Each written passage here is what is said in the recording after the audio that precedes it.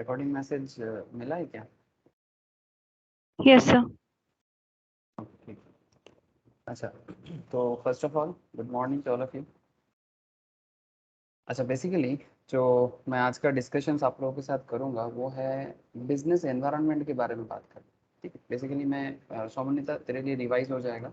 ठीक है, तो business environment and as well as commercial knowledge. ठीक है, तो business GK you also say concept is that कि ये जो बिजनेस एनवायरनमेंट है या कमर्शियल नॉलेज है जो CA foundation as well as CS entrance दोनों फील्ड में फाउंडेशन लेवल में एंट्रेंस लेवल में बहुत ही पॉपुलर और इम्पोर्टेंट माना जाता है। नाउ क्वेश्चन इज दैट कि बिजनेस एनवायरनमेंट इतना इम्पोर्टेंट क्यों है। ठीक है, आप देखेंगे जैसे सीए फाउंडेशंस के अंदर इसका नाम रखा है business and commercial knowledge, CS entrance में सब्जेक्ट का नाम रखा गया है इकोनॉमिक्स एंड बिजनेस एनवायरनमेंट, जो इसको इकोनॉमिक्स को एक अलग पार्ट रखा गया और बिजनेस एनवायरनमेंट को एक अलग पार्ट, और बिजनेस एनवायरनमेंट के अंदर अलग अलग और भी बातें डिटेल्स में बोला। तो क्वेश्चन इज दैट सर कि बिजनेस एनवायरनमेंट इतना इम्पोर्टेंट क्यों है और इसको पढ़ना या जानना इतना ज़रूरी क्यों है। The most important part is that कि जब तक कंट्री में बिजनेस क्रिएट नहीं होता है ना, तो किसी भी चीज़ का प्रॉब्लम सॉल्व नहीं हो सकता। अब आप बोलेंगे सर बिजनेस क्यों ज़रूरी है, आपके मन में ये क्वेश्चन आ ही सकता है। तो इसके लिए मैं बस आपको इतना बोलूँगा, चलो मैं आपको स्क्रीन शेयर करता हूँ और कुछ इंपॉर्टेंट बातें करता हूँ आपसे। ठीक है, फिर मैं आपको बिजनेस एनवायरनमेंट का जो कॉन्सेप्ट है, ठीक है, आपको जैसे आप देख सकते हैं ये सीएस एंट्रेंस लेवल में बिजनेस एनवायरनमेंट आपके मैट के अंदर आप देखोगे, सीए के अंदर बिजनेस एनवायरनमेंट डिटेल्स में बताया जाता है। तो business environment not just CS, अगर आप एमबीए करोगे वहाँ पर भी ज़रूरी है। कोई भी बिजनेस या प्रोफेशनल पढ़ाई करोगे आपको हर एरिया में बिजनेस एनवायरनमेंट का एक सटीक इम्पॉर्टेंट जानकारी आपको लेना पड़ता है। ओके ना, अब आपको मैं इस मैटर को थोड़ा सा इलाबोरेट करने का कोशिश करता हूँ। आप ध्यान से सुनिएगा, आपको धीरे धीरे समझ में आ जाएगा आप लोगों को। सर आप हम लोग कहाँ रहते हैं? हम लोग रहते हैं भारत में, यस ना सामान्यता? আমাদের দেশের নাম কি ভারত, তাই তো?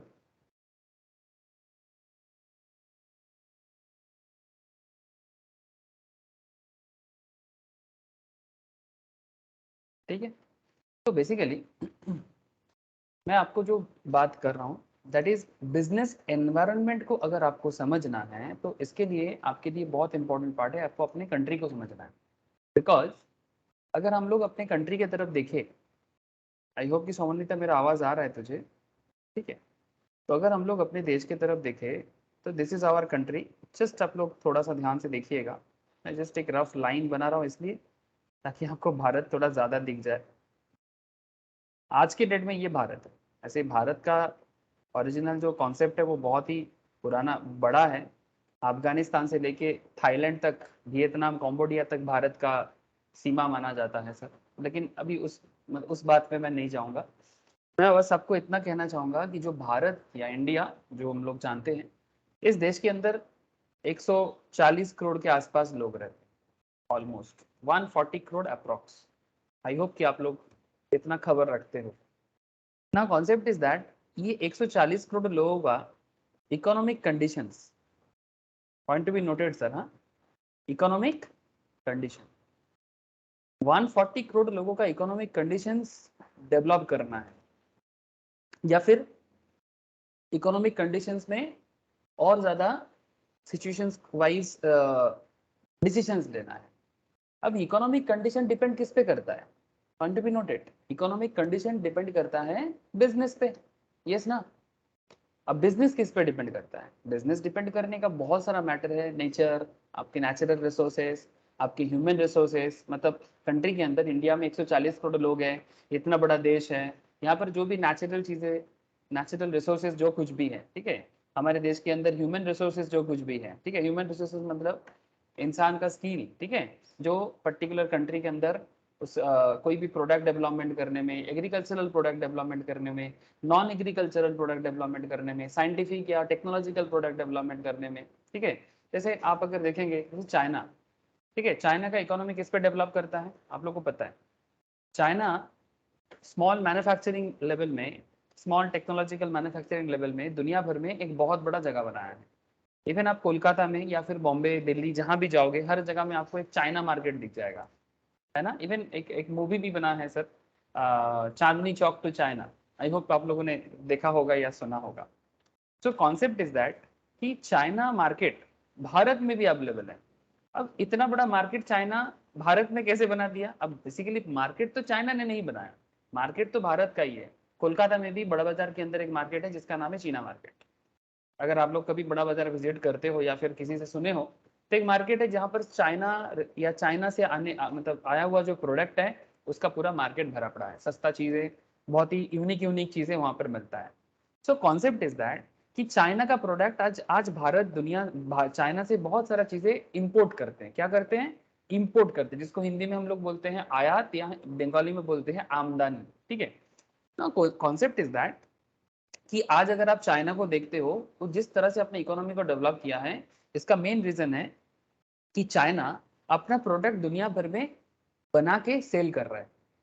भारत भी कर रहा है, लेकिन चाइना से आगे नहीं है भारत करेंटली। ठीक है, भारत भी करता है। भारत का एग्रीकल्चरल प्रोडक्ट, हमारा एग्री प्रोडक्ट दुनिया भर में बहुत फेमस माना जाता है। हमारा मसाला, हमारा राइस, ठीक है, हमारा गेहूं, lots of thing are there जो भारत हमारे देश में बनाते हैं। हमारे आजकल तो टेक्नोलॉजी में भी हम लोग बहुत अच्छा कर रहे हैं, बहुत अच्छा। अगर आपको पता होगा, रिसेंटली भारत ने अग्नि मिसाइल्स, ठीक है, भारत ने रिसेंटली मिसाइल भी एक्सपोर्ट कर रहा है। म्यांमार को मिसाइल भेजा, फिलीपींस को म्यांमार को तो सर डिफेंस के प्रोडक्ट बेच रहा है, फिलीपींस को डिफेंस का प्रोडक्ट बेच रहा है, जैसे कि मिसाइल्स बेच रहा है।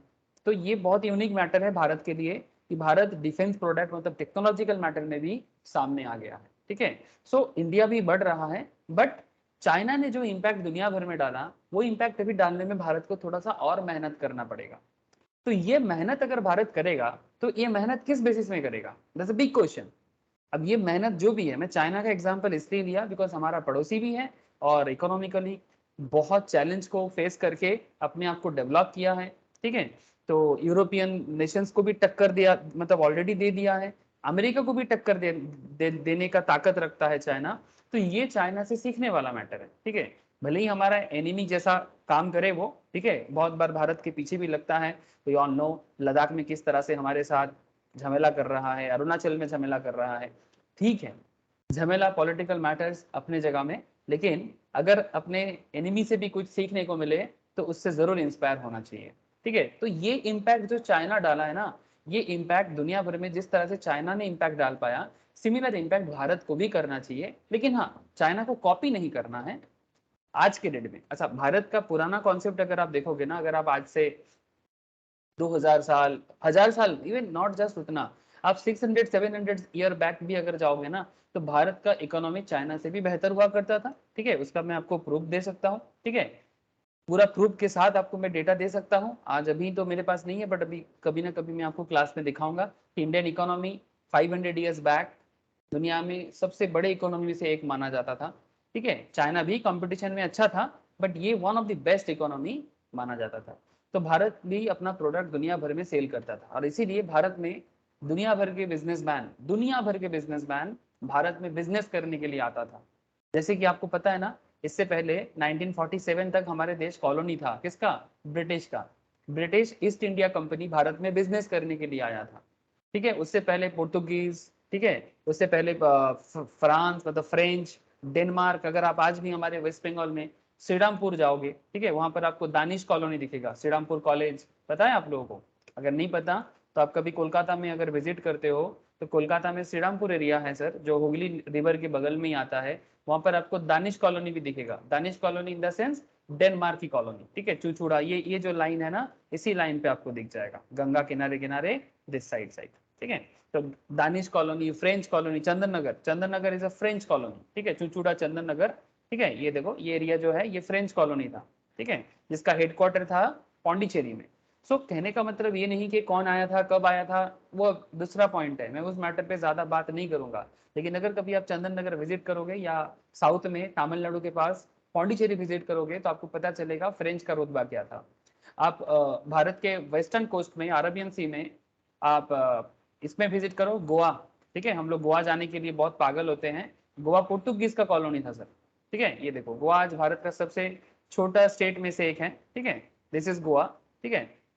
ये पोर्टुगीज कॉलोनी हुआ करता था। सो कहने का मतलब है कि इस तरह से बहुत सारे foreign country, specially Europeans as well as central Asians, ठीक है, जिसमें मोगल, हून, पठान, ठीक है, इस तरह का, मंगोलियंस, ठीक है, बहुत सारे मतलब कोई कोई कोई तो इन्वेट करने आया था और कोई बिजनेस करने आया था। कोई कोई बिजनेस करते करते हमारे यहाँ पर राज भी जमा लिया, जैसे कि ब्रिटिश, ठीक है, पूरा भारत को एक्वायर कर लिया।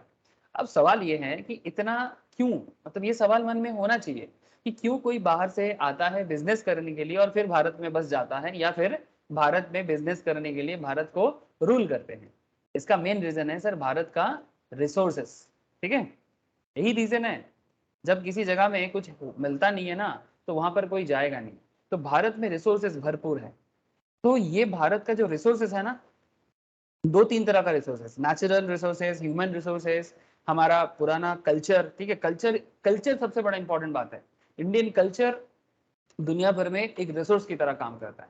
देखो सर, जो भी बाहर से आया है, जैसे कहा जाता है सर, कहा जाता है मतलब इतिहास स्टैटिस्टिक्स देता है कि 60,000 ब्रिटिश, 60,000 ब्रिटिश 30 करोड़ इंडियंस को रूल करता था। 60,000 ब्रिटिश 30 करोड़ इंडियंस पे रूल करता था। बहुत ही दुख की बात है, बट ये 30 करोड़ इंडियन से ही वो काम कराता था। इसका मतलब स्किल था तभी ना काम कराता था, है ना। तो बहुत ज्यादा स्किल था, लेकिन भारत कुछ प्रॉब्लम में था, ठीक है, मैं भी प्रॉब्लम में बात नहीं करूंगा। लेकिन इतना मैं आपको बोलना चाहता हूँ कि बिजनेस, बिजनेस के लिए जो रिसोर्सेस या बिजनेस के लिए जो एनवायरनमेंट उस जमाने में था, इस जमाने में भी है, ठीक है। अब एनवायरनमेंट को अगर हम लोग डेवलप कर पाते हैं ना, तो ऑटोमेटिकली जो जॉब का प्रॉब्लम है, ठीक है, अनएम्प्लॉयमेंट इश्यूज जो सबसे बड़ा प्रॉब्लम है आज के डेट में। अब अनएम्प्लॉयमेंट के लिए लोगों के मन में एक ऐसा है कि सरकारी नौकरी दे दो। देखो सर, सरकारी नौकरी या गवर्नमेंट जॉब्स रहेगा, ऐसा नहीं कि गवर्नमेंट जॉब्स नहीं रहेगा, बट पुराने जमाने जैसा नहीं रहेगा। मतलब अगर 1970s 1980s के टाइम पे जिस तरह का सरकारी नौकरी मिलता था, वैसा जॉब आगे आगे नहीं होगा। ये चीज समझना पड़ेगा लोगों को। क्यों सर, उस जमाने में ऐसा क्या था और इस जमाने में ऐसा क्या हो रहा है? सर एक्चुअली क्या हुआ है मैं आपको बता देता हूँ। बिजनेस एनवायरनमेंट के साथ जॉब का कनेक्शन बहुत बड़ा है। क्यों? बिकॉज बिजनेस ही तो है जो जॉब क्रिएट करता है।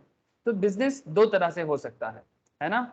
एक, अगर बिजनेस गवर्नमेंट करे, ठीक है, जैसे ये दिल्ली है, ये वेस्ट बंगाल का, वेस्ट बंगाल गवर्नमेंट है, दिल्ली गवर्नमेंट मतलब सेंट्रल गवर्नमेंट है, या हर एक स्टेट का अपना अपना गवर्नमेंट है। ट्राई टू अंडरस्टैंड सर, ठीक है। हमारे देश में अनएम्प्लॉयमेंट इश्यूज बहुत है, बिकॉज हमारा आबादी भी बहुत ज्यादा है। 140 करोड़ पॉपुलेशन में यूथ कितना होगा sir? Just tell me, working population. मैं आपको बताता हूँ, 140 करोड़ में से 65% यूथ है। 65% मतलब जिनका एज 18 से 45 के बीच में आता है या वर्किंग एज में है। मतलब यूथफुल है बहुत ज्यादा भारत, लेकिन मुश्किल ये है कि इतना यूथ को नौकरी देने के लिए प्रॉपर बिजनेस एनवायरनमेंट नहीं है। यही प्रॉब्लम है, बिजनेस एनवायरनमेंट है पर उसका एप्लीकेशंस नहीं है। एनवायरनमेंट शायद है जो आपको बनाना पड़ेगा या देखना पड़ेगा, बट उसका प्रॉपर एप्लीकेशन नहीं हुआ है अभी तक। कोशिश चल रहा है, बट पुराने गवर्नमेंट्स ने प्रॉपरली एप्लीकेबल नहीं किया, तो न्यू गवर्नमेंट को भी करने में दिक्कत होगा। ऐसा नहीं कि न्यू गवर्नमेंट जो है अभी सेंट्रल गवर्नमेंट में हो या स्टेट गवर्नमेंट्स में हो, जो पुराना गवर्नमेंट था, सेंट्रल गवर्नमेंट का बात मैं मेनली करूंगा बिकॉज मैं भारत का बात कर रहा हूँ, ठीक है। तो करेंटली सेंट्रल गवर्नमेंट में बीजेपी का सरकार है। इससे पहले कांग्रेस या यूपीए का सरकार होता था। अब थोड़ा पॉलिटिकल बातें तो होना पड़ेगा ना सर, बिकॉज पॉलिटिक्स ही है जो एनवायरनमेंट को क्रिएट करता है। पॉलिटिक्स का काम होता है policy banana. Point to be noted, policy, policy से पॉलिटिकल, ठीक है। तो पॉलिसी किस तरह से आप कंट्री के लिए बनाते हो, that is your political agenda. Politics मतलब हम लोग जो देखते हैं ना, ये उसको गाली दे रहा है, वो उसको गाली दे रहा है, ये पॉलिटिक्स नहीं है। पॉलिटिक्स मतलब policy making for the benefit of the country, and that is the original concept of policy, political, ठीक है। जिसको हम लोग मतलब बेसिकली राजनीति भी बोलते हैं, ठीक है। राजनीति का मतलब क्या है? राजा का जो नीति है, दैट इज कॉल्ड राजनीति, ठीक है। मतलब आप जिस देश में रहते हो उस देश का जो शासन करने वाले हैं, जैसे ये तो डेमोक्रेसी है, डेमोक्रेसी में प्राइम मिनिस्टर्स होते हैं, प्रेसिडेंट होते हैं, चीफ मिनिस्टर्स होते हैं। आपके सीएम, आपके पीएम, आपके कंट्री के लिए, आपके स्टेट के लिए क्या पॉलिसी लेता है, उससे डिपेंड करता है आपका कंट्री, आपका स्टेट किस दिशा में जाएगा, कौन से अप्रोच में जाएगा, इससे डिपेंड करता है वहां का बिजनेस एनवायरनमेंट। ठीक है, अब आपको मैं जो बताने वाला हूँ कि इससे पहले का गवर्नमेंट अगर कुछ अच्छा पॉलिसी बनाया होता बिजनेस पॉलिसी के ऊपर, ठीक है, तो फिर करंट गवर्नमेंट को हेल्प होता। अब करंट गवर्नमेंट कुछ करेगा तो इसका इफेक्ट आज नहीं दिखेगा, मतलब ऐसा नहीं कि आज पॉलिसी बनाते हैं और कल उसको देख मतलब उसका एप्लीकेशन देखना चालू हो जाता है। इट्स नॉट लाइक दैट, उसका इफेक्ट देखने में समय लगता है। ठीक है, बिकॉज आप भी देखिएगा, घर में एक पेड़ लगाएंगे तो क्या तुरंत फल मिल जाता है? हाँ, एक ट्री लगाओगे तो ट्री से फल मिलने में 5 साल 6 साल समय लगता है। तो एग्जैक्टली किसी ना किसी को वो ट्री लगाना पड़ेगा और उसका फल खाने के लिए समय लगता है। तो करंट गवर्नमेंट बिजनेस लेवल में काफी ध्यान देने का कोशिश कर रहा है, लेकिन इसका फ्रूट्स मिलने में समय लगेगा। ठीक है, ओपोनेंट को भी एटलीस्ट बिजनेस एनवायरनमेंट को डेवलप करने में काम करना चाहिए। सिर्फ ऑपोजिशन करने के लिए आज के डेट में क्या हो गया ना, मैं ओपोनेंट हूँ तो हर बात में अपोज करूंगा, ऐसा थोड़ी होता है। ओपोनेंट होने से हर बात में अपोज करेंगे, ऐसा नहीं है। कुछ पॉलिसी अगर गवर्नमेंट लाते हैं ना तो उसको देख से ठीक ठाक से सोचना चाहिए हर किसी को, जो अपोनेंट में है, जो ला रहे हैं, इसमें बिजनेस एनवायरनमेंट में क्या डेवलपमेंट हो रहा है, अनएम्प्लॉयमेंट प्रॉब्लम को किस तरह से सॉल्व कर सकता है। इस मैटर पे हर एक पार्टी को, हर एक मतलब जो रूलिंग पार्टी है, जो अपोजिशन है, उन्हें भी काम करना पड़ता है। तो पॉलिटिक्स ही है सर जो बिजनेस एनवायरनमेंट को सेट करता है। ये सभी बातें मैं करूंगा आपसे साथ, यही तो बिजनेस एनवायरनमेंट का मेन कॉन्सेप्ट है। अगर आप इसको समझ जाओगे तो बिजनेस एनवायरनमेंट आपके दिमाग में छप जाएगा। लेकिन अगर आप यही बात बोलोगे सर पॉलिटिक्स कहाँ से आ रहा है, तो फिर आपको थोड़ा सा मुझे बताना पड़ेगा। ये सब macro economical and micro economical effect है। ठीक है, बिजनेस एनवायरनमेंट में दो तरह का एनवायरनमेंट का कॉन्सेप्ट है, एक माइक्रो एनवायरनमेंट होता है, एक मैक्रो एनवायरनमेंट होते हैं। ठीक है, तो मैक्रो एनवायरनमेंट के अंदर आ जाता है सर ये पॉलिटिकल मैटर्स। ठीक है, जो अल्टीमेटली किसी भी कंट्री का फ्यूचर डिसाइड करता है। आपको मैं सब आगे आगे बताऊंगा। ठीक है, everything I will discuss in details धीरे धीरे। अगर आप सुनते रहेंगे तो आपको पता चलेगा कि कितना सारा मैटर्स है जो आपको बिजनेस एनवायरनमेंट के अंदर डिटेल्स में समझना पड़ता है। जैसे अगर मैं आपको थोड़ा सा डिटेल्स में बात करूं, जैसे आप देखिए यहाँ पर कि क्या क्या मैटर है जो बिजनेस एनवायरनमेंट को डिसाइड करता है। Just try to understand, point को देखिए। ठीक है सर, बिजनेस एनवायरनमेंट को डिसाइड करने में सबसे इंपॉर्टेंट बात है कि आपको एनवायरनमेंट को एनालाइज करना पड़ेगा, एनवायरमेंटल एनालिसिस। ठीक है, अब एनवायरमेंटल एनालिसिस भी दो तरह का होता है, one is called internal environment, दूसरा is called external environment. Point to be noted sir. ठीक है, internal as well as external. अब आप देखिए एक्सटर्नल एनवायरनमेंट में दो एनवायरनमेंट आ जाता है, one is called micro environment, another is called macro environment. Okay, इसके साथ साथ there is a PESTLE analysis. ठीक है, पेस्टल मतलब पॉलिटिकल, इकोनॉमिकल, सोसाइटल, ठीक है, टेक्नोलॉजिकल, लीगल। ठीक है, ये सभी चीजें आ जाते हैं पेस्टल के अंदर। बहुत वाइटल एक कॉन्सेप्ट है सर। ठीक है, पेस्टल एनालिसिस जो बिजनेस एनवायरनमेंट के लिए is a very very important part. आगे आगे डिस्कस करना है सर आपसे। Strategic response to the environment.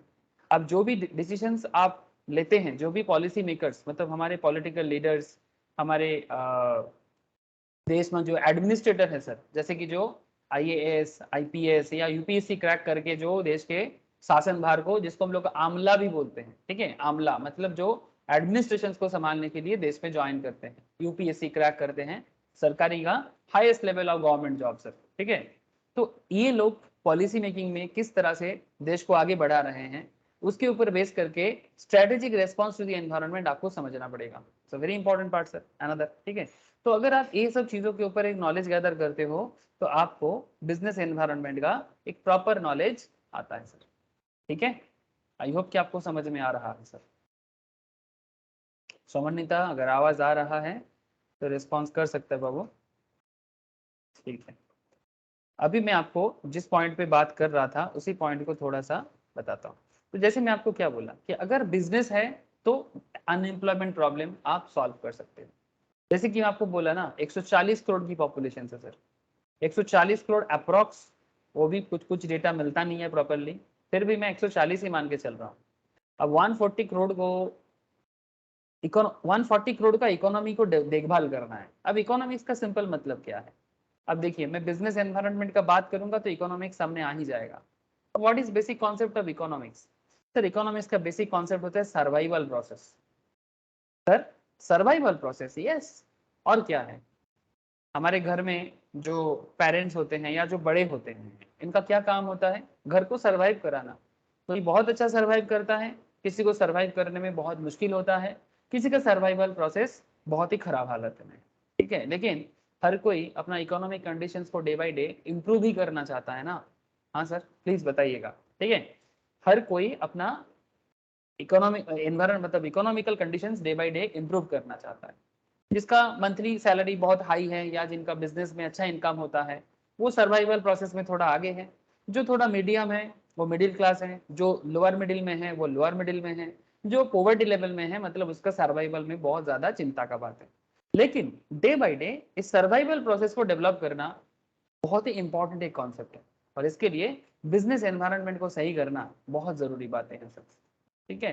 तो इसीलिए government policy is a very very important part, ठीक है, जो मैं आपको आगे आगे बताऊंगा सर, ठीक है। तो आई होप कि आपको समझ में आ रहा है कि हमारे देश में जो अनएम्प्लॉयमेंट इश्यूज है 140 करोड़ के अंदर 60-70 करोड़ यूथ है। अब ये 60-70 करोड़ यूथ को क्या गवर्नमेंट अकेला जॉब दे देगा? सरकार का क्या इतना बिजनेस है? Big question. Not sir. सरकार तो 1 करोड़ जॉब भी प्रोवाइड नहीं कर पाता है, 1 करोड़ जॉब भी प्रोवाइड नहीं कर पाता है। अच्छा सरकार क्या सिर्फ जॉब देने के लिए है? अरे जॉब कैसे देगा? जॉब दिया जाता है बिजनेस के बेसिस में। ये बात तो आधे से ज्यादा लोगों को समझ में नहीं आता। उनको लगता है जॉब का मतलब है सिर्फ सर्विस प्रोवाइड करना। अरे भाई सरकार के पास इनकम होगा तब ना सरकार सैलरी देगा। गवर्नमेंट सैलरी कहाँ से देता है? गवर्नमेंट सैलरी कहाँ से देता है? सर कुछ लोग बिजनेस करता है, वहां पर वो बिजनेस से इनकम करते हैं, उस इनकम से सरकार के घर में टैक्स भरते हैं, उस टैक्स से सैलरी प्रोवाइड होता है। Point to be noted, point to be noted sir, very very important part. अगर हम बिजनेस करेंगे, बिजनेस से हमारा इनकम होगा, कुछ लोगों को मैं सैलरी भी प्रोवाइड करूंगा मेरे बिजनेस के अंदर, ठीक है, जो प्राइवेट लेवल में हो रहा है, और कुछ बिजनेस लेवल सरकार भी कर रहा है, सरकार भी वहां पर सैलरी दे रहा है। लेकिन सरकार को सैलरी देने का पैसा कहां से मिलेगा? गवर्नमेंट थोड़ी ना इनकम करता है डायरेक्टली, गवर्नमेंट इनकम करेगा बिजनेस के थ्रू से। गवर्नमेंट इनकम करता है बिजनेस के थ्रू से। सो फर्स्ट रेस्पॉन्सिबिलिटी क्या है? To develop a business. अब सरकार के पास बिजनेस करने के लिए कुछ कंपनीज है, ठीक है। एक जमाना था 1970s में, 1980s में, भारत का बात कर रहा हूँ, 1990s में सरकारी ऑर्गेनाइजेशंस बहुत सारा था। लेकिन सर आधा से ज्यादा मतलब 50% से भी ज्यादा कंपनी का हालत डे बाय डे डिटोरिएट हो रहा है। आपको पता है सर, जैसे BSNL, जैसे एयर इंडिया, ठीक है, जैसे और भी बहुत सारा सरकारी बैंक, ठीक है, मैं नाम गुना के खत्म नहीं कर पाऊंगा, इतना सारा गवर्नमेंट बिजनेस फेलियर हुआ है डे बाय डे। अर्निंग नहीं कर पाते हैं, बिजनेस डेवलप नहीं कर पाते सर, ड्यू टू, अब रीजन क्या है सर मैं आपको डायरेक्टली बता सकता हूँ, जो गवर्नमेंट एम्प्लॉइज है they are not efficient enough. मतलब सर क्या नॉलेज नहीं है? अरे सर नॉलेज भरपूर है तभी तो नौकरी मिला था। जॉब उनको क्यों मिला था? एफिशिएंसी के लिए ही मिला था। तो फिर ऑर्गेनाइजेशन फेलियर क्यों हो गया? इसलिए फेलियर हो गया बिकॉज जो उनको जॉब मिलने के बाद उनको क्या लगा कि भाई मैं काम करूं ना करूं, सरकारी नौकरी है, मेरे को तो पैसा मिलेगा। तो इसलिए ऑर्गेनाइजेशन के डेवलपमेंट की तरफ उनका ध्यान नहीं गया, बिजनेस के डेवलपमेंट की तरफ उनका ध्यान नहीं गया। आप एग्जाम्पल के तौर पे BSNL को सोच सकते हो, अब एग्जाम्पल के तौर पे एयर इंडिया को देख सकते हो। एयर इंडिया पहले टाटा का था, बाद में गवर्नमेंट लिया था उनसे, लेकिन फिर से नहीं चला पाया तो फिर से टाटा ने ले लिया, ठीक है। और भी बहुत सारा, there are lots of organisations जो सरकारी लेवल में चलता है but they are totally flop, totally flop. Last 30-40 साल में they can't build a solid business organisations because that's the main failurity of the management. अब मैनेजमेंट में कौन है? एम्प्लॉइज है, गवर्नमेंट एम्प्लॉइज, दे कांट।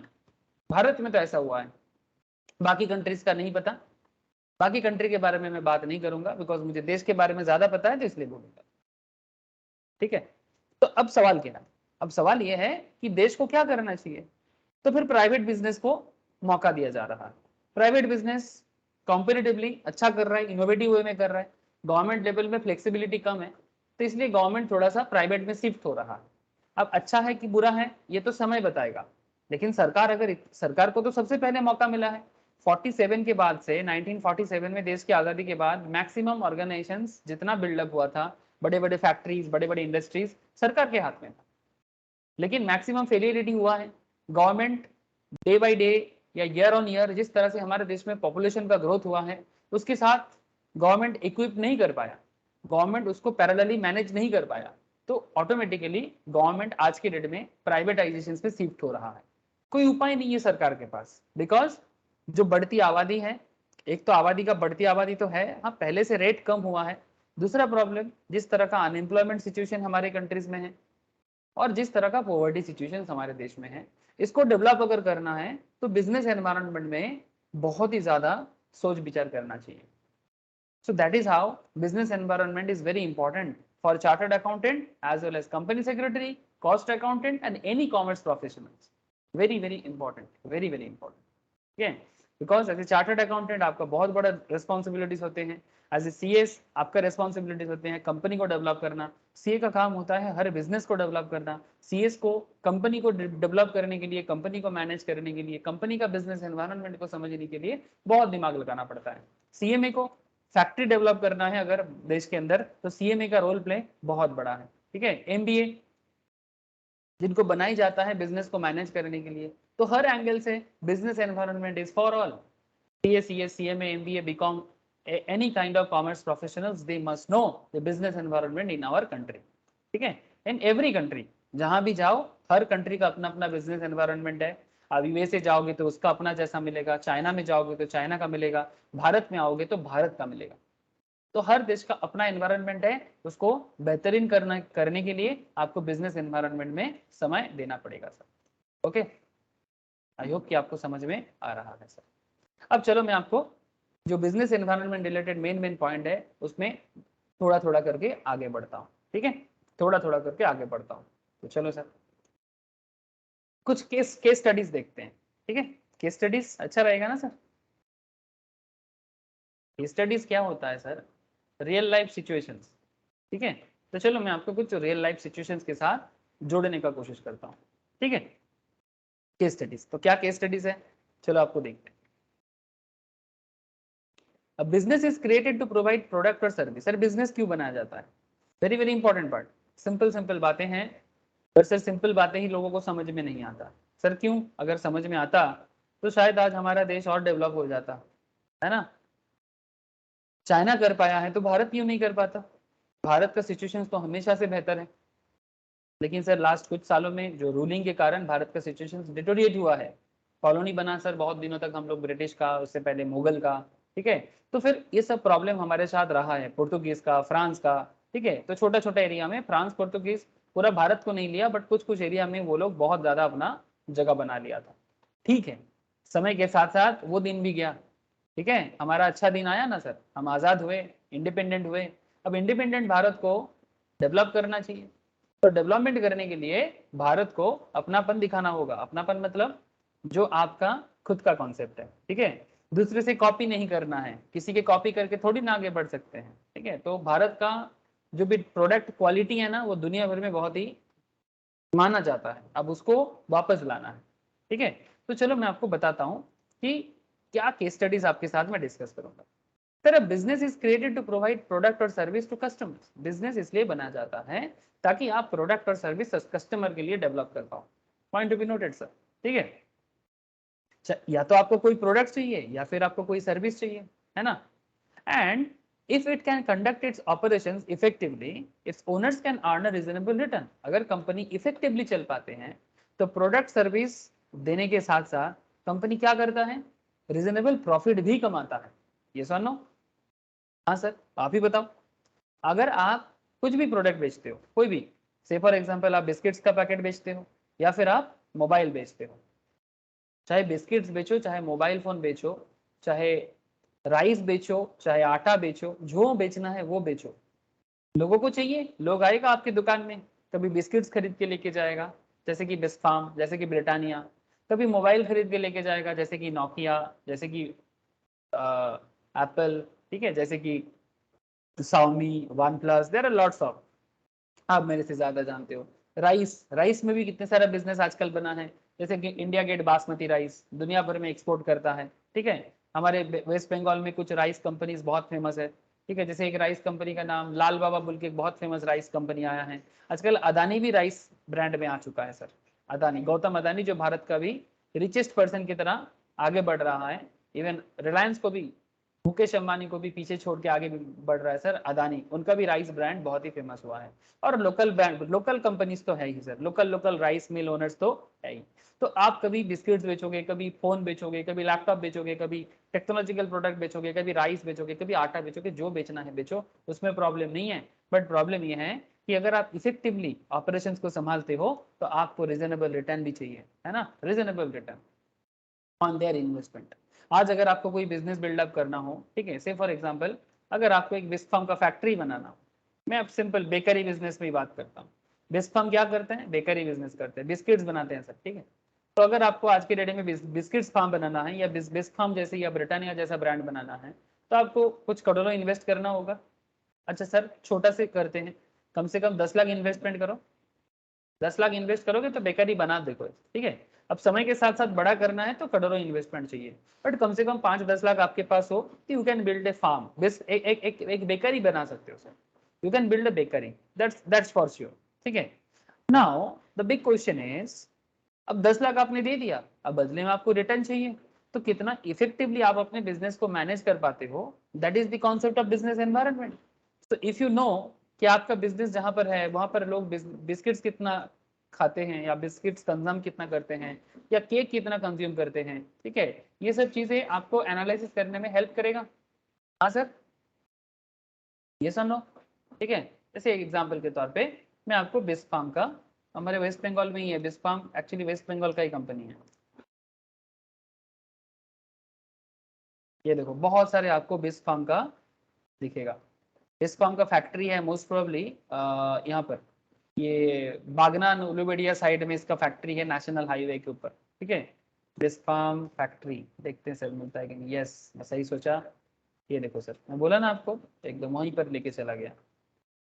ये देखो सर, दिखाई दे रहा है ना? जरूर देखिएगा, रास्ते में ही आपको बहुत कुछ देखने को मिलेगा, ठीक है। तो this is a West Bengal based big business, और आज के डेट में बहुत ही बड़ा ब्रांड बन चुका है भारत का, ठीक है। अब बिस्फार्म, बिस्फार्म ब्रांड जो है वो तो आजकल हर जगह में दिख रहा है। मैं बिस्फार्म का प्रोमोट नहीं कर रहा हूँ, मैं बस आपको बिस्फार्म का एक आइडिया दे रहा हूँ, ठीक है। बिस्फार्म रिलेटेड कुछ आइडिया आपको दे रहा हूँ। ये बिस्फार्म का वर्कशॉप है, ठीक है, और बिस्फार्म का, बिस्फार्म बेकरी,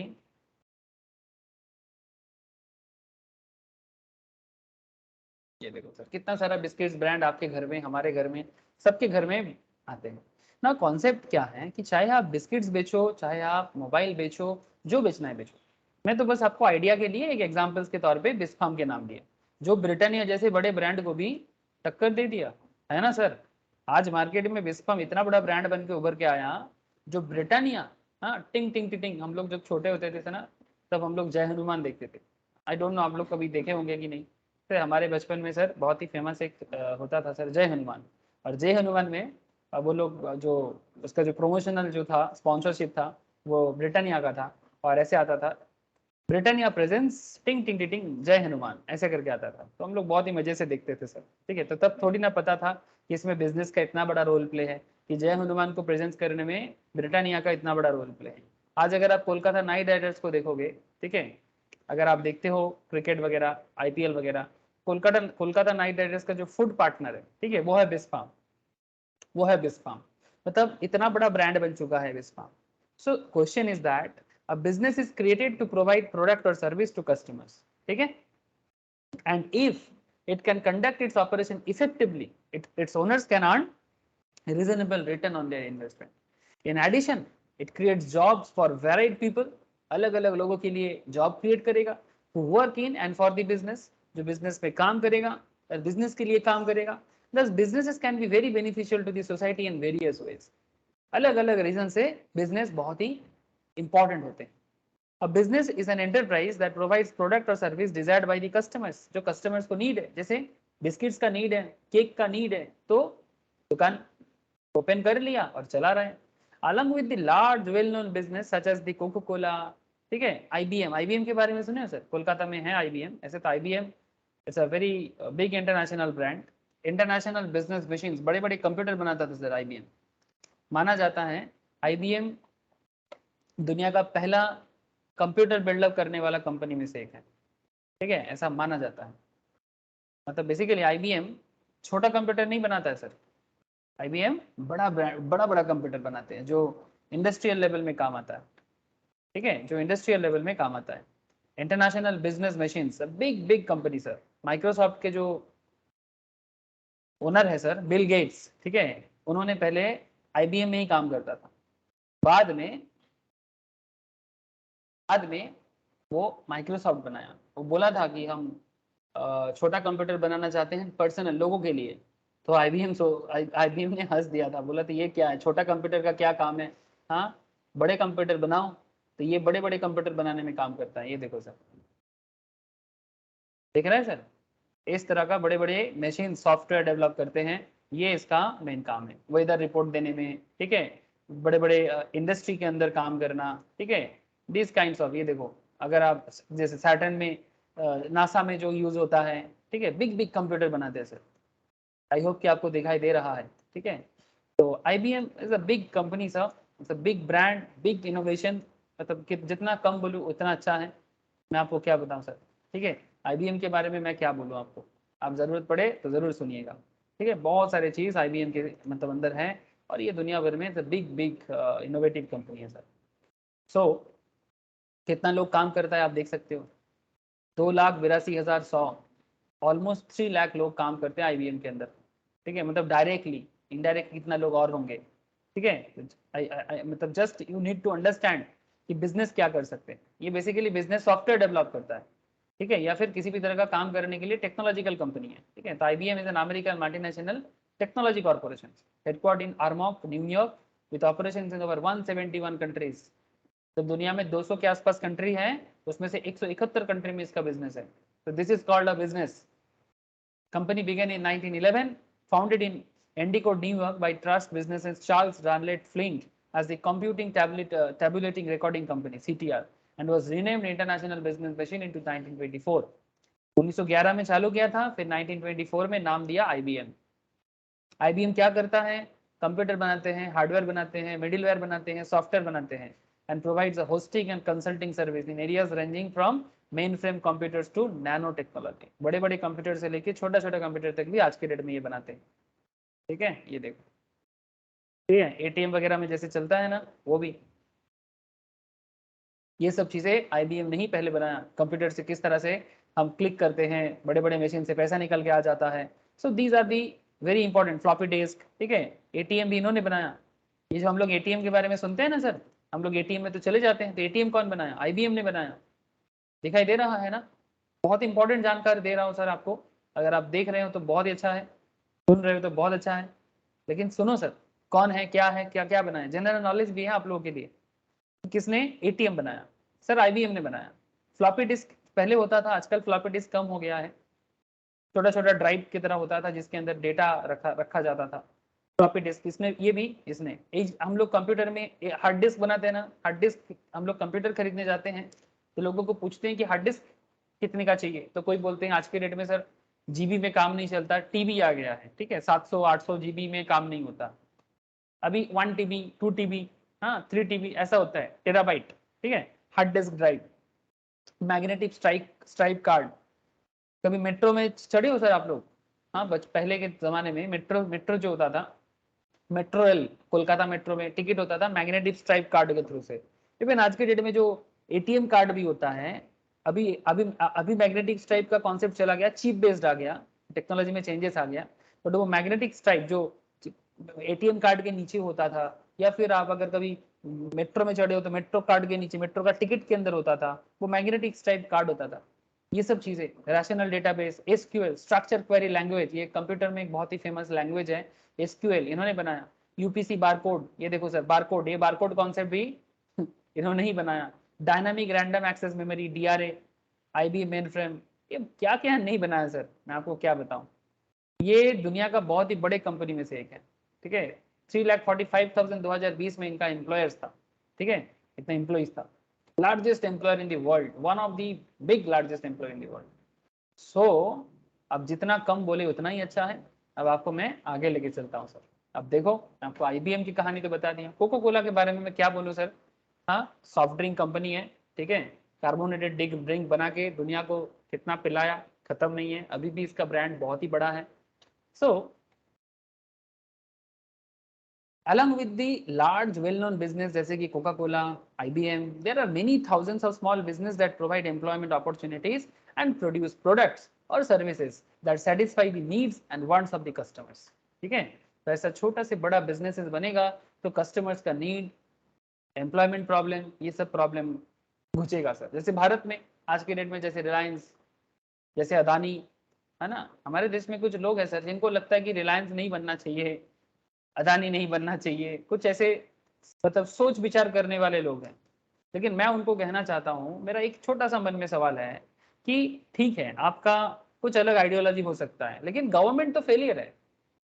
भारत में गवर्नमेंट फेलियर है, गवर्नमेंट काम नहीं कर पाया। गवर्नमेंट को मौका मिला था आफ्टर 1947 से लेके 1990 तक, जो बेसिकली थोड़ा सोशलिस्ट सोच चिंता रखने वाले कंट्रीज हैं, मतलब सॉरी पॉलिटिकल पार्टीज या पॉलिटिकल आइडियोलॉजी है, ठीक है, मैं सभी को रेस्पेक्ट करता हूँ, सभी को ही अच्छे हैं, बट क्वेश्चन इज दैट सरकार के पास मौका था लेकिन सरकार बिजनेस नहीं दिखा पाए, सरकार एम्प्लॉयमेंट क्रिएट करने में नाकाम रहे। तो फिर से सरकारी हाथों में बिजनेस जाने का मतलब है again another failurity for another 50 years, और उसमें भारत का हालत और खराब हो जाएगा। लेकिन आज के डेट में भारत में रिलायंस अदानी तो मैं बस नाम के लिए लिया, स्टॉक मार्केट में ही ऑलरेडी 7-8 हजार कंपनी लिस्टेड है only in BSE NSE. Bombay stock exchange के अंदर ही ऑलमोस्ट 2,500 हजार कंपनी लिस्टेड है, और एनएसई के अंदर नेशनल स्टॉक एक्सचेंज जो स्टॉक मार्केट है सर हमारे देश में बिजनेस बढ़ता है ना तो स्टॉक मार्केट भी डेवलप करता है। 2000 के आसपास कंपनी नेशनल स्टॉक एक्सचेंज में लिस्टेड है। तो ये तो सिर्फ स्टॉक मार्केट लिस्टिंग वाला हो गया, इसके अलावा बहुत सारे ऐसे कंपनीज है जो लिस्टेड नहीं है जिसका संख्या लाख हो जाएगा। तो डे बाय डे भारत में बिजनेस बढ़ रहा है और इनोवेशन भी बढ़ रहा है। अब सवाल ये उठता है कि जब इनोवेशन बढ़ेगा, जैसे आप देख रहे हो ना आईबीएम, कोको कोला, पेप्सी, हम तो मजे से पी लेते हैं, है ना, लेकिन बिजनेस के पीछे का इन्वेंशन नहीं देखते, या बिजनेस का जो सर्विस या बिजनेस क्या प्रॉब्लम सॉल्व किया सोसाइटी के लिए वो नहीं देखते। अब कोको कोला आईबीएम ने किसका किस्मत खोला सर? अमेरिकन कंपनी है तो अमेरिका का किस्मत खोला होगा, है ना sir. Coca Cola is also American company, IBM is also American company. आज के डेट में चाइनीज कंपनी भी हमारे देश में सारा का सारा फोन मैन्युफैक्चरर चाइना है। चाइना भी सोशलिज्म फॉलो करते हैं। चाइना का मेन जो पॉलिटिकल थीम है वन पार्टी गवर्नमेंट है, एक ही सरकार चलाते हैं, बेसिकली सोशलिज्म का कॉन्सेप्ट है। अब आपको मैं क्या बताऊं दुख की बात, चाइना सोशलिज्म फॉलो करते हैं बट फिर भी प्राइवेट इंडिविजुअल्स को इनोवेशन करने के लिए चाइना डेवलप किया, क्योंकि चाइना को पता था गवर्नमेंट से बिजनेस होना मुश्किल है। गवर्नमेंट सिर्फ एडमिनिस्ट्रेशन देखेगा, कंट्री को देखेगा, कंट्रोलिंग देखेगा, बिजनेस प्राइवेट इंडिविजुअल से ही हो सकता है, बिकॉज इनोवेशन गवर्नमेंट गाइडलाइन से नहीं हो सकता, इनोवेशन फ्री माइंड पे हो सकता है। और वही चीज चाइना ने भी फॉलो किया, भले ही वो सोशलिज्म का नारा लगाता है, सोशलिज्म ही फॉलो होता है, वहां पर कोई 2-4 पार्टी नहीं है। हमारे देश में जैसे कितना सारा पॉलिटिकल पार्टी है, वहां पर ऐसा नहीं है। फिर भी चाइना को प्राइवेट इंडिविजुअल्स के ऊपर बिजनेस थोपना पड़ा, तभी जाके Xiaomi, रियलमी, वन प्लस, हाँ, फिर फोन का बात इसलिए किया मैंने बिकॉज फोन कंपनीज के बारे में आप सबको नॉलेज ज्यादा होगा, ठीक है। इसके अलावा और भी कितना सारा है जो चाइना में बिजनेस को डेवलप कर रहा है। सिमिलर कॉन्सेप्ट भारत के लिए भी लागू हो चुका है। अब जो मतलब जो करंट सिचुएशन है उसके हिसाब से ही आगे बढ़ रहे हैं सर, ठीक है। तो बिजनेस बहुत बड़ा प्रॉब्लम सॉल्व कर सकते हैं, ठीक है। We all know that world keeps changing, दुनिया बदल रहा है और बदलता रहता भी है, बदल रहा भी है और हमेशा बदलते रहते हैं। It always has and always will, हमेशा कुछ ना कुछ है और हमेशा कुछ ना कुछ करेगा, ठीक है। The basic challenge for any company और बिजनेस इज सर्वाइवल। किसी भी बिजनेस का एक सबसे बड़ा इंपॉर्टेंट बात होता है सर्वाइव करना, for that matter for any living thing, किसी भी, नॉट जस्ट बिजनेस, किसी भी लिविंग थिंग के लिए सबसे इंपॉर्टेंट बात है सर्वाइव करना, है ना। बहुत ही इंपॉर्टेंट मैटर, बेसिक चैलेंज है, इंपॉर्टेंट है मतलब बेसिक चैलेंज है। सर्वाइव कैसे करें, मैं आपको बोला था ना, कोई बहुत अच्छा सर्वाइव करता है। इकोनॉमिक्स का बेसिक मतलब यही है, इकोनॉमिक्स का बेसिक मतलब यही है जिसमें बिजनेस उसको हेल्प करता है। इसीलिए सीए के अंदर इकोनॉमिक्स के साथ ही कॉमर्शियल नॉलेज पढ़ाया जाता है, सीएस के अंदर इकोनॉमिक्स के साथ ही बिजनेस एनवायरनमेंट पढ़ा जाता है, बिकॉज इकोनॉमिक्स तभी डेवलप होगा जब आपका बिजनेस एनवायरनमेंट डेवलप होगा। सीए के अंदर भी अगर आप देखोगे तो सब्जेक्ट कैसे है, economics and business commercial knowledge. Economics में 50%, कमर्शियल नॉलेज में 50%। ठीक है, तो इसी तरह से सब्जेक्ट को बिल्डअप किया जाता है, बिकॉज सिर्फ इकोनॉमिक्स अकेला कुछ नहीं कर पाएगा जब तक बिजनेस में कुछ नहीं हो पाता। इसलिए business environment and economics go hand to hand. ठीक है, एक दूसरे का हाथ पकड़ के चलता है। ठीक है, अगर बिजनेस इकोनॉमिक्स का हाथ छोड़ देगा तो फिर इकोनॉमिक्स क्या करेगा, और अगर इकोनॉमिक्स बिजनेस का हाथ छोड़ देगा तो फिर बिजनेस क्या करेगा। ठीक है, तो बिना बिजनेस का इकोनॉमिक्स नहीं और बिना इकोनॉमिक्स का बिजनेस नहीं। इकोनॉमिक्स का बेसिक मतलब क्या हो गया सर? इकोनॉमिक्स का बेसिक मतलब हो गया सर्वाइवल। ठीक है, अब उसी सर्वाइवल को कौन कितना एफिशिएंट वे में कर पाते हैं, वही बिजनेस एनवायरनमेंट का सबसे इंपॉर्टेंट कॉन्सेप्ट है। सर अब इसमें मैं आपको कुछ इंपॉर्टेंट बात करूंगा। सर सर्वाइवल का मतलब क्या है? एबिलिटी टू प्रॉस्पर, मतलब आप प्रॉस्पेरिटी की तरफ डे बाय डे बढ़े, डे बाय डे आप प्रॉस्पर हो जाए। प्रॉस्पर मतलब आज आपका फाइनेंशियल कंडीशन जो जैसा है, आज आपका लिविंग कंडीशन जैसा है, आज आपका क्वालिटी ऑफ लाइफ जैसा है, वो डे बाय डे और बेहतर हो जाए। हो सकता है कि मैं अपने एग्जांपल्स दे सकता हूँ। हम लोग जब अपने बचपन का बात मुझे याद होता है सर, एक ज़माना था जब मेरे घर पे जो बेसिक जो घर होता है ना सर, मेरा हम लोग का ना सर टीना का घर हुआ करता था गांव में। ठीक है, मैं एकदम बचपन का बात कर रहा हूँ, 1991 92। ठीक है, इस जमाने का। ठीक है, जब मैं 1-2 साल का था, ये फिर मेरा 7-8 साल तक तो हम लोग का टीना का ही घर था। ठीक है, टीना मतलब सर जिसमें वो बोलते हैं ना टीन का घर, एजबेस्टर भी नहीं, टीन। ठीक है, फिर बाद में हम लोग का पक्का मकान बना। ठीक है, पक्का मकान आज 2 स्टोरेज बिल्डिंग है। ठीक है, तो आज घर पे सारा सुविधाएं हैं। मैं कोलकाता में रहता हूँ, यहाँ पर भी सुविधाएं हुआ है। लेकिन मेरा कहने का मतलब ये है, मैं बस आपको बेसिक बता रहा हूँ कि इंसान को कभी ना कभी थोड़ा थोड़ा करके क्या करना चाहिए, बेहतरीन सिचुएशंस पे आना चाहिए। कभी आपके पास घर नहीं था, आज आपके पास घर हुआ। कभी घर हुआ तो फिर आपने पक्का मकान बनाया।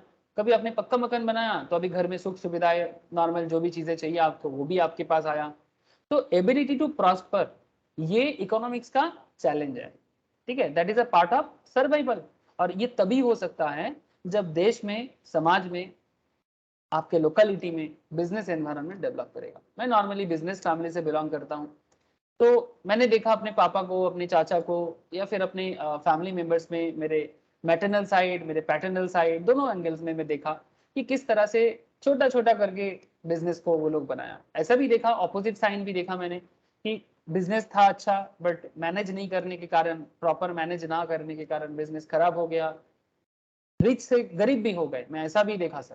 ठीक है, कि इतना रिच था लेकिन मैनेज प्रॉपर ना होने के कारण, बेकार का अहंकार के कारण, या बिजनेस एनवायरनमेंट को ना रीड करने के कारण, मतलब they can't read the business environment की फ्यूचर को नहीं समझ पाया, तो ऑटोमेटिकली उनको मुंह के बल गिरना पड़ा। मुंह के बल गिरना समझते हो ना, जिसको हम लोग बोलते हैं ना बंगाली में, मुख थोबड़े पड़े जावा।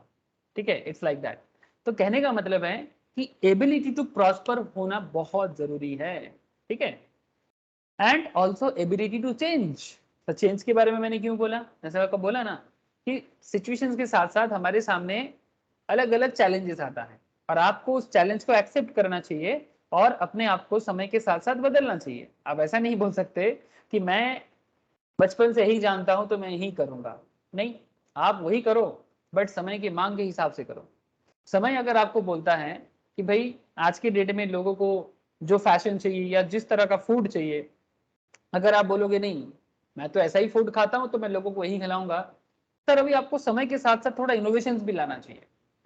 पहन मतलब आपका दुकान में, आपके प्रोडक्ट में, मतलब अगर कोई मोबाइल का शॉप ओपन किया था, जस्ट से फॉर एग्जांपल, ठीक है, तो जब वो मोबाइल का दुकान ओपन किया था वो सिर्फ नोकिया बेचता था। अब मार्केट में आज नोकिया का फोन में वो टेक्नोलॉजिकल डेवलपमेंट नहीं हुआ है। आज का डेट में कुछ कुछ कंपनी नोकिया कुछ कुछ ब्रांड लाया है, 3-4 साल हुआ है। लेकिन नोकिया का जो कीपैड फोन था, या फिर नोकिया जिस तरह से एक जमाने में क्या बिजनेस किया था, बट आज के डेट में दुकान में जाके कितना लोग नोकिया का फोन मांगते हैं सर? हाँ, नोकिया नहीं मांगते। आजकल लोग साउमी मांगते हैं, वन प्लस मांगते हैं, रियलमी मांगते हैं, बिकॉज इनके टेक्नोलॉजी ज्यादा डेवलप है पब्लिक के लिए। तो अगर आप बोलोगे नहीं नहीं मैं तो नोकिया ही बेचता हूँ, मैं दूसरा बेचूंगा नहीं, ये तो बोका बोका बात हो जाएगा ना। I hope you understand. So concept is that कि आप नोकिया बेचते थे एक जमाने में, नोकिया में आपको अच्छा प्रॉफिट भी हुआ था, लेकिन इसका मतलब ये नहीं कि आगे भी नोकिया से ही आपको प्रॉफिट मिलेगा, बिकॉज नोकिया अगर समय के साथ चेंज नहीं हुआ तो आपको चेंज हो जाना चाहिए, है ना। ये बात समझना पड़ेगा। जब मोबाइल मार्केट स्टार्ट हुआ था भारत में, तो मोटोरोला बहुत अच्छा मार्केट किया था, और मोटोरोला से भारत में नहीं पूरा दुनिया भर में मार्केट किया था। बट इंडियन मार्केट को नोकिया, जो फिनलैंड बेस्ड एक कंपनी है, फिनलैंड का कंपनी सर, ठीक है, इसने जबरदस्त दिया था। फिर बाद में ब्लैकबेरी के साथ मार्च करके नोकिया ब्लैकबेरी मिला के एक बहुत अच्छा ब्रांड लाया था, बहुत अच्छे अच्छे फीचर्स। ये जो मल्टी कीपैड वाला जो फोन है ना सर, जिसमें अलग अलग मल्टी कीपैड्स वाला जो कॉन्सेप्ट है, बहुत अच्छा फोन बनाया था एक जमाने में। लेकिन स्मार्टफोन जैसे ही आ गया, नोकिया अपने आप को अडेप्ट नहीं कर पाया। फिर नोकिया को मोबाइल मार्केट से जाना पड़ा।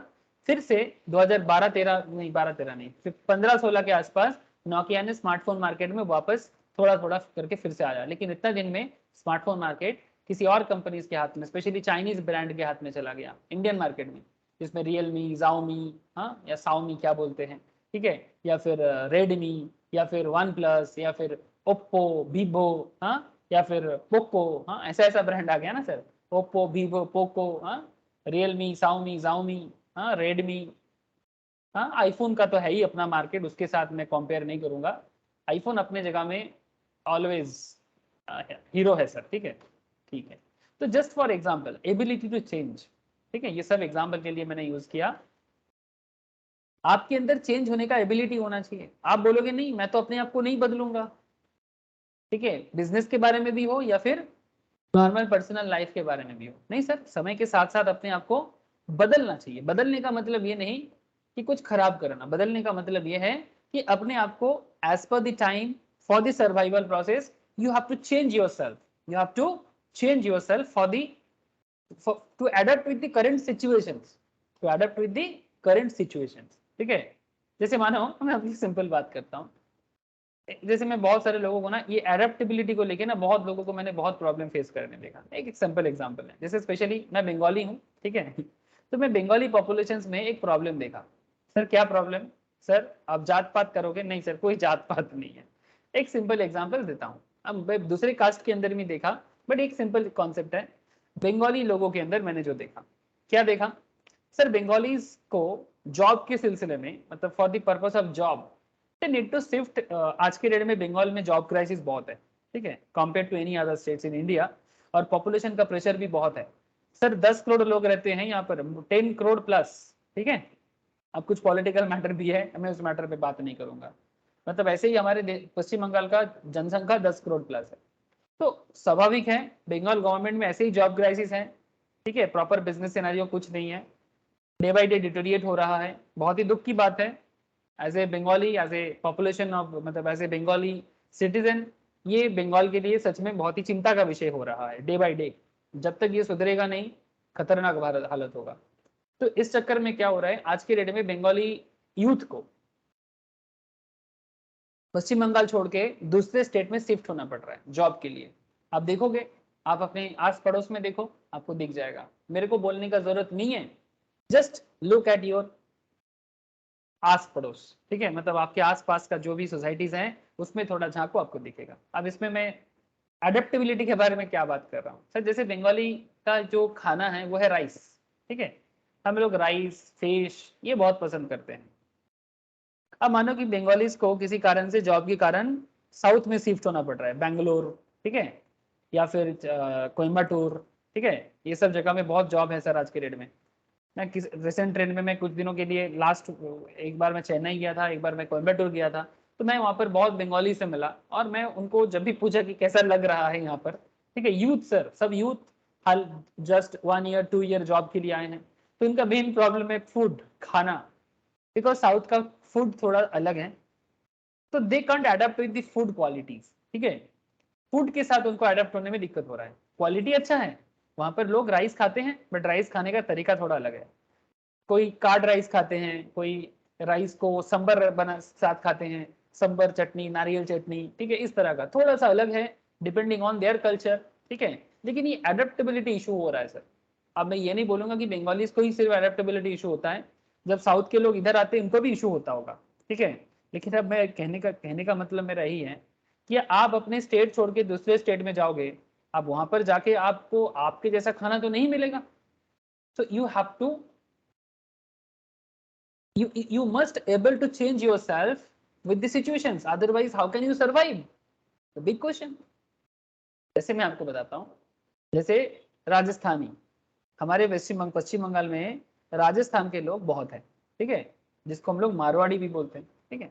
अब मारवाड़ी आज नहीं सर, 400-500 साल पहले, 400-500 ईयर्स बैक, 300 ईयर्स बैक, ठीक है, ब्रिटिश जब से है उससे भी पहले से ये लोग अपनी जगह छोड़ के, बिकॉज राजस्थान ज्यादातर रेगिस्तान है, तो मुश्किल क्या था, राजस्थान राजाओं का जगह तो ऑब्वियसली है, बट बहुत सारी चीजें लूट के चला गया था बाहर के लोग आके। तो राजस्थान का राजाओं का जब राज खत्म हो गया था या सिचुएशन खराब हो गया था, लूटमार हो गया था, तो इनको मुश्किल हुआ और यहाँ का इकोनॉमिक कंडीशंस गिरना लगा, और फिर यहाँ के लोग माइग्रेट होकर भारत के अलग अलग जगह में शिफ्ट होने लगे। सो मारवाड़ीज ने एक चीज दिखाया, मारवाड़ी से सीखने के लिए क्या है सर, मारवाड़ी से ये सीखना है how to change yourself with the situations, ठीक है। मारवाड़ी जहाँ गया वहाँ के कल्चर के साथ अडेप्ट हो गया, खाने के साथ भी अडेप्ट हो गया। हाँ, वो लोग भेज खाते हैं ज्यादातर केस में, ठीक है, लेकिन अडेप्ट तो हुआ ना। अगर अडेप्ट ना होते तो दूसरे स्टेट में जाके बिजनेस ना बना पाता। We must understand this.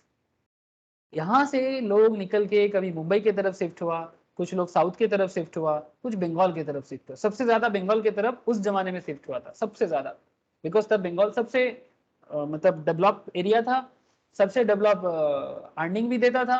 लेकिन मारवाड़ीज आज का अगर बड़ा बाजार देखो आप, ठीक है, बड़ा बाजार जाओगे तो आपको मारवाड़ीज बहुत दिखेगा, और बड़े बड़े बिजनेस का ओनर भी मारवाड़ीज है।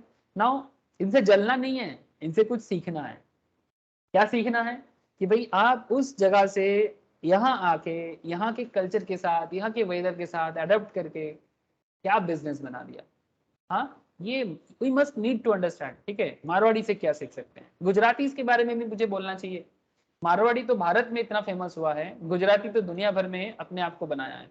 मारवाड़ी जैसे भारत के हर कोने में, कहावत था एक कि जहां ना जाए बैलगाड़ी वहां जाए मारवाड़ी। अब गुजराती के बारे में क्या बोलो सर, गुजराती के एडेप्टेबिलिटी के बारे में सोचो। This is our Gujarat. Sir Gujarat से लोग अलग अलग, अगर कभी भी आपको अफ्रीका जाने का मौका मिले, कहाँ जाने का मौका मिले, अफ्रीका, मतलब आप विश्वास नहीं करोगे, अफ्रीका में बड़े बड़े फैक्ट्री का ओनर गुजरातीज हैं, बड़े बड़े फैक्ट्रीज का ओनर। आज भी, आज से नहीं, 300 400 500 साल पहले से हैं, पीढ़ी दर पीढ़ी गुजराती बिजनेस के लिए इतने जाने जाते हैं। अगर कभी आप इंग्लैंड जाते हो, अमेरिका जाते हो, तो आपको पता चलेगा कि कितना गुजराती बड़े बड़े बिजनेस मैग्नेट वहां पर जाके बना है। मतलब वो बिजनेस लेके थोड़ी गया था, बिजनेस लेके नहीं गया था, वहां पर जाके बिजनेस को बनाया। अमेरिका में गुजराती सोसाइटी भरा पड़ा है, मतलब यू कांट इमेजिन, स्पेशली बड़े बड़े बिजनेसमैन। अफ्रीका में भरा पड़ा है, यूरोप में भरा पड़ा है। सो कुछ सीखने लायक चीजें हैं सर। ये लोग क्यों बड़ा बिजनेस बना पाया, पंजाबी कनाडा में जाके बन गया है, ठीक है। हाँ, पंजाबी बहुत सारा काम करते हैं, उनका भी अडेप्टेबिलिटी को लेके कोई इशू नहीं है। मैं कुछ स्टेट के बारे में इसलिए बोला आपको, जस्ट ट्राई टू अंडरस्टैंड कि अडेप्टेबिलिटी इश्यूज कितना इंपॉर्टेंट है अगर आपको सक्सेसफुल बनना है। तो किसी भी सिचुएशंस में सरवाइव करने के लिए आपके पास किस तरह का एडेप्टेबिलिटी होना चाहिए, ये जस्ट मैं अपने एक्सपीरियंस से, आप अपने एक्सपीरियंस में भी जरूर गौर कीजिएगा। मैंने बस अपना जो भी अनुभव है मेरा इस बिजनेस सिनारियोज में, जहां भी जाता हूं मैं क्या देखता हूं वही मैंने आपको बताया। बाकी आप भी अपना अनुभव जो भी है मुझे बताएंगे। इवन बंगालीज भी जहां जहां बिजनेस के लिए शिफ्ट हुआ है, ठीक है, या जॉब के लिए शिफ्ट हुआ है, they also survive there. But ये मारवाड़ी गुजराती जिस तरह से बिजनेस एनवायरनमेंट में डेवलपमेंट किया है, ये बंगालीज नहीं कर पाए, ये तो मुझे मानना पड़ेगा, ये मुझे बताना ही पड़ेगा, ठीक है। तो बात यही है, समझने लायक, मतलब करेंट सिनारियो में बात कर रहा हूँ।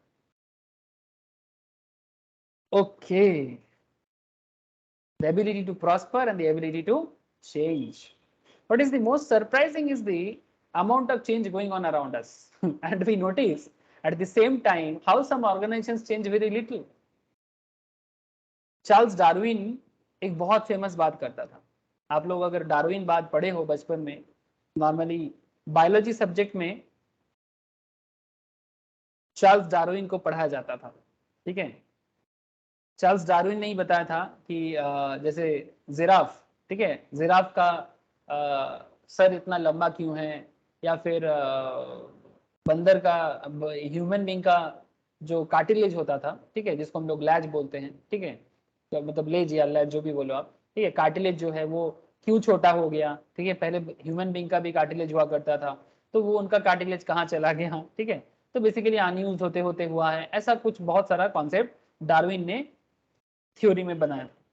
तो डार्विन ने एक बहुत अच्छा बात कहा था, बात कुछ ऐसा था, it is not the strongest of the species that survive.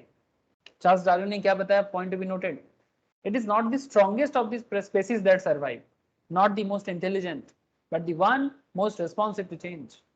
आप अगर सबसे ताकतवर हो आप सर्वाइव करोगे जरूरी नहीं है, आप सबसे बुद्धिमान हो आप सर्वाइव करोगे जरूरी नहीं है, but the one most responsive to change, जो अपने आप को किसी भी सिचुएशन में चेंज करने का ताकत रखता है वही सर्वाइव कर सकता है। And this theory is known as struggle for existence, this theory is known as struggle for existence, survival of the fittest. अगर ऐसा होता तो आज भी डायनासोर का राज रहता। क्या बोलते हो सर? अगर स्ट्रॉन्गेस्ट का ही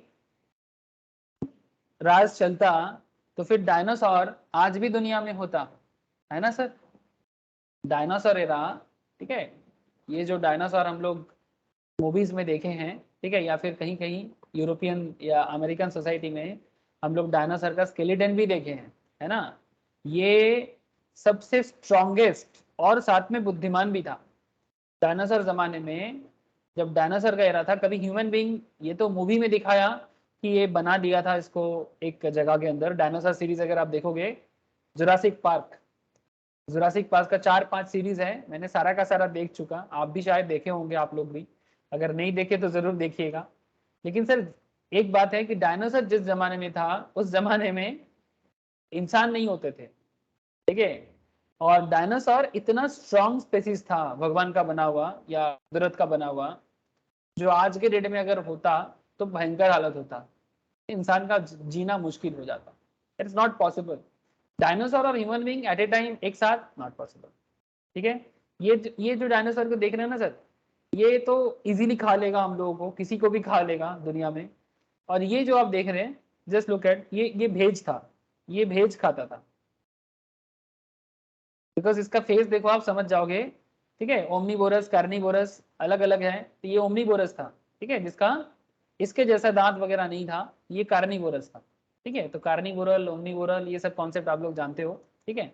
तो कॉन्सेप्ट इज दैट कि ये जो डायनासोर का कॉन्सेप्ट है, मैं आपको इसलिए बताया कि तो फिर डायनासोर का आज भी डायनासोर को रहना चाहिए था, है ना सर, आज भी डायनासोर को रहना चाहिए था, पर डायनासोर तो नहीं रहे। तो फिर ये कहना मुश्किल है कि आप अगर स्ट्रांग होगे, बहुत ज्यादा ताकतवर बनोगे तो आप सरवाइव करोगे। ये कहना भी मुश्किल है कि सबसे इंटेलिजेंट भी बनेगा। ऐसे डायनासोर इंटेलिजेंट था, बहुत इंटेलिजेंट था, ये प्रूव हुआ है। डायनासोर का इंटेलिजेंस को लेके कोई सवाल नहीं था। जैसे आज के डेट में ह्यूमन बींग आज के डेट में, डायनासोर जमाना आज से most probably 20,000 year 50,000 years back, dinosaur का जमाना मोस्ट प्रोबेबली साइंटिस्ट का मानना है कम से कम 50,000 ईयर्स बैक डायनासोर का टाइम था, ठीक है, 50,000 years ago. Human being 50,000 years letter अपने आप को सबसे इंटेलिजेंट समझते हैं, लेकिन क्या इंटेलिजेंट होने से ही आप सर्वाइव कर जाओगे? No, no, never, but the one most responsive to change, वही सर्वाइव करेगा जो समय के साथ अपने आप को चेंज कर सकता है एज पर द सिचुएशंस, जो अपने आप को डाल सकता है। This theory of Darwin is called struggle for existence and survival of the fittest. Gita में श्री कृष्ण भगवान अर्जुन को भी यही बात कहते हैं सर, डार्विन से काफी पुराना टाइम पहले, महाभारत आज से 5,000 ईयर्स एगो, ठीक है, 5,000 ईयर्स एगो महाभारत का बात है सर, जब कृष्ण भगवान अर्जुन को शिक्षा देते हैं और उसमें बताया जा रहा है गीता के अंदर कि ये जो रिस्पॉन्सिव टू चेंज के बारे में, तो वहां पर गीता में ही बताते हैं सर, परिवर्तन ही संसार का नियम है, ठीक है, परिवर्तन ही संसार का नियम है। परिवर्तन के साथ जो जूझ लेगा वही संसार में, समाज में अपने आप को एस्टैब्लिश कर पाएगा। तो परिवर्तन संसार का नियम है, ये गीता का वाणी है, ठीक है। अब इसको आप, डार्विन बहुत बाद में इस मैटर को थोड़ा सा अपना रंग दिया है, तो ये सब बात कोई पुराना नया बात नहीं है, this are very old concept. Business के बारे में कुछ और फैक्ट्स आपके सामने उठाता हूं sir, important facts. Over any time period, say 1, 5, 10 years, in any geographic region, a large number of organizations are set up and with the same time frame a huge percentage of them are dissolved. Business बनते हैं और खत्म हो जाते हैं, mostly small once but sometimes with a very large one two. Even बड़े business भी बंद हो जाते हैं, जैसे कि रिसेंट ट्रेंड में बिग बाजार का हालत देखे हो सर आप लोग। बिग बाजार का सिचुएशंस तो आप लोग खबर सुन ही रहे हो, बिग बाजार बंद होने के कगार में है, ऑलरेडी कुछ सेगमेंट बंद हो भी गया है, बाकी रिलायंस और अमेजन के साथ लड़ाई चल रहा है, ठीक है। तो बिग बाजार जैसे इतना बड़ा बिजनेस, उसको भी बंद होना पड़ता है। तो बिजनेस के लिए ये always a very big issue. An analysis says that approximately 50 lakh new farms, 50 lakh, this is a 50 lakh, 50 lakh ना सर, कितना है, sorry 5 crore, sorry not 50 lakh, 5 crore new farms are born every year across the globe। हर साल 5 crore new business पूरे दुनिया भर में आते हैं। That is about 1,37,000 per day, मतलब डेली 1,37,000। उसमें से 1,30,000 probably terminate training each day, मतलब 1,37,000 बिजनेस तो आता है, बट 1,30,000 बिजनेस को दुकान बंद करके जाना पड़ता है। I hope you understand now. मतलब बिजनेस सर्वाइव करवाना एक ट्रेनिंग है, एक स्किल है। अगर ये ट्रेनिंग या स्किल किसी के पास प्रॉपरली नहीं है तो उनको मुश्किल होगा। That's why you must understand business environment properly. So these are very important facts. Some organizations go on for a very long time. For instance, the Tata Group established by Dorabji Tata has been flourishing since 1907. Dorabji Tata, Jamshedji Tata, इन्होंने टाटा को 1907 से बनाया, लेकिन टाटा आज भी है। Whereas few commercial organizations have survived for more than a century. On an average, however, the lifespan of commercial organizations in our country is 50 years. हमारे देश में बिजनेस का एवरेज एज है 50 साल, लेकिन टाटा जैसा बिजनेस 100 साल से भी ज्यादा, 1907 से 2022 अभी भी टाटा खत्म होने का नाम नहीं है, उल्टा और ग्रोथ ज्यादा है। इसको बोलते हैं बिजनेस बनाने का तरीका। ये स्किल सीखना पड़ता है सर, ये स्किल सीखना पड़ता है, ये स्किल के साथ अपने आप को समय देना पड़ता है। पारसी बिजनेसमैन फ्रॉम ईरान बहुत दिन पहले भारत आ गए थे, 300-400 साल पहले, बट किस तरह से ये Parsi, Tata group is a Parsi sir, Parsi मतलब फ्रॉम ईरान, ईरानी है। किस तरह से ये लोग बिजनेस को बनाया और भारत के अंदर क्या बिजनेस किया, ये किसी को बोलने का जरूरत नहीं है। Over the years surviving organisations change their structures as well as the composition of their activities. Start किया था टाटा स्टील वगैरह से, टाटा पहले आल्पिन्स वगैरह बनाते थे जमशेदपुर में फैक्ट्री बना के, बट आज टाटा टीसीएस भी बनाया है टेक्नोलॉजी के लिए, टाटा कंसल्टेंसी सर्विस।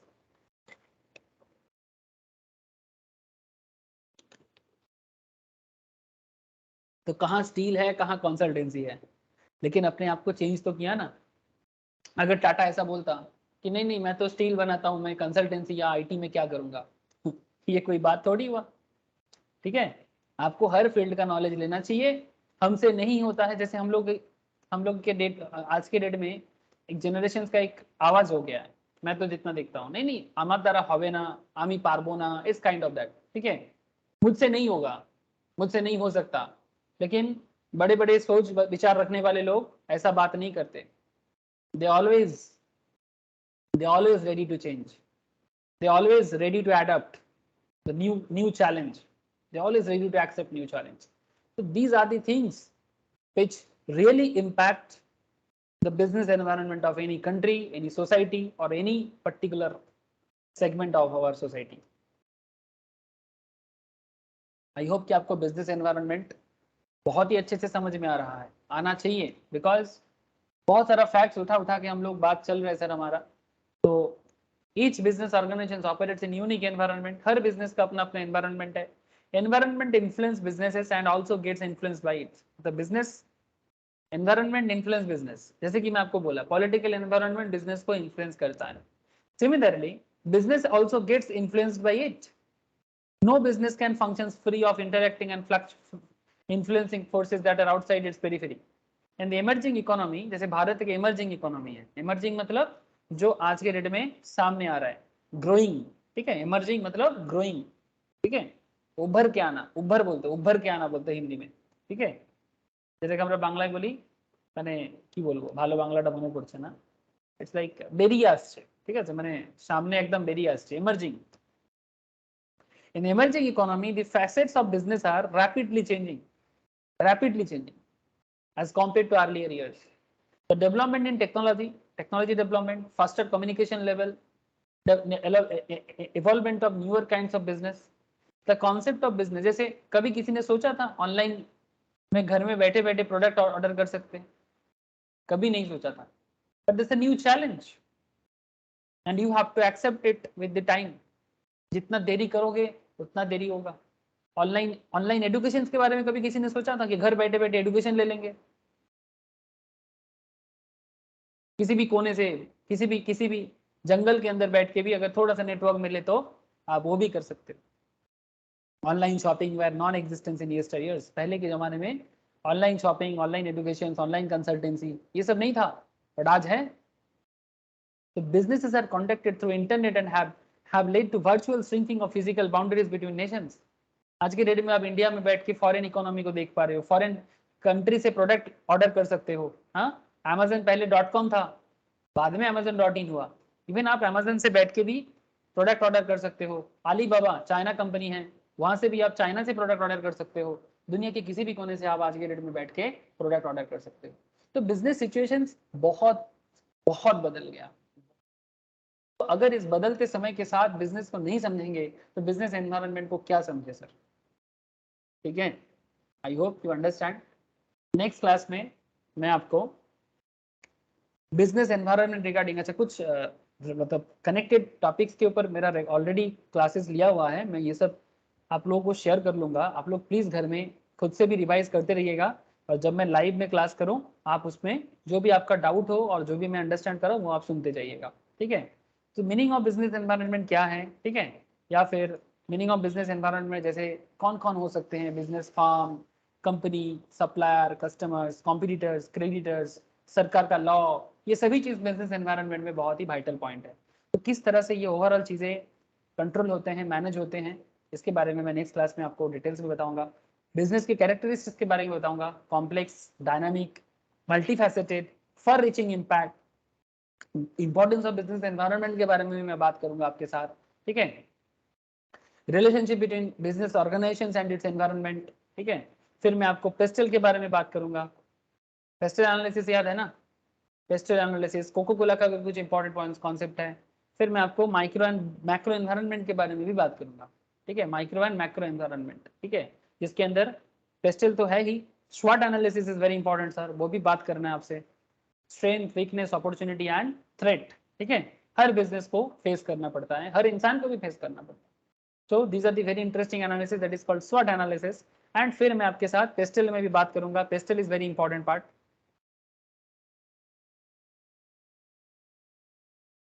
पेस्टल कहाँ गया? PESTEL PESTEL PESTEL PESTEL PESTEL PESTEL है सर, पेस्टल भी है, ये रहा. पेस्टल मतलब पॉलिटिकल, दिखाई दे रहा है ना sir? Political, technological, economic, legal, social and environmental matter किस तरह से बिजनेस को इम्पैक्ट डालता है. How these things impact business and also business environment. So मैं बस इतना चाहता हूँ सर, चाहे आप सीए बन रहे हो, चाहे आप सीएस बन रहे हो, चाहे आप सीएमए बन रहे हो, चाहे आप कोई भी बिजनेस प्रोफेशनल्स, एमबीए, जो भी बन रहे हो, आप बिजनेस एनवायरनमेंट के साथ अपने आप को एडप्ट कीजिए, समझिए मैटर को, और अपने आप को उसी हिसाब से डेवलप कीजिए. बाकी सब्जेक्ट्स आपको स्पेशलाइज बनाएगा, like accountancy, like law, like economics, like costing, like any kind of financial subjects जो आपको डेवलप करेगा, स्पेशलाइज बनाएगा. But business management and business organisation and business environment type of subjects आपको overall idea देके आपको आपके objective तक पहुंचाएगा. आपको अगर पता है कि आप क्या कर रहे हो, कहाँ जा रहे हो, तो फिर आप प्रॉपर स्टेप्स लोगे. ये बिजनेस एनवायरनमेंट जैसे सब्जेक्ट्स बिजनेस इकोनॉमिक्स जैसे सब्जेक्ट्स आपको उसी हिसाब से डेवलप करने में हेल्प करेगा। तो आज का क्लास इतना ही है। नेक्स्ट क्लास में business environment and commercial knowledge related matters में मैं और भी बात करूंगा आपके साथ, ठीक है। तो तब तक आपको मैं नोट्स शेयर कर देता हूँ, अगर नोट्स ऑलरेडी शेयर है किसी के साथ तो आप वहाँ से पढ़िए, ठीक है। नेक्स्ट क्लास में मैं आपको बाकी डिस्कशंस करूँगा। ओके, शमननीता कनेक्टेड आशीष? Yes, sir. ठीक है फिर, ओके। और वो तेरे को जो बीकॉम के लिए मैं बोला, बीकॉम का जो क्लासेस है वो मैं सारा का सारा प्लेलिस्ट शेयर करूंगा, एक बार आराम से कर लेना और जो भी डाउट होगा पूछ लीजिएगा, ठीक है। Okay. ओके सर, ठीक है फिर, बाय।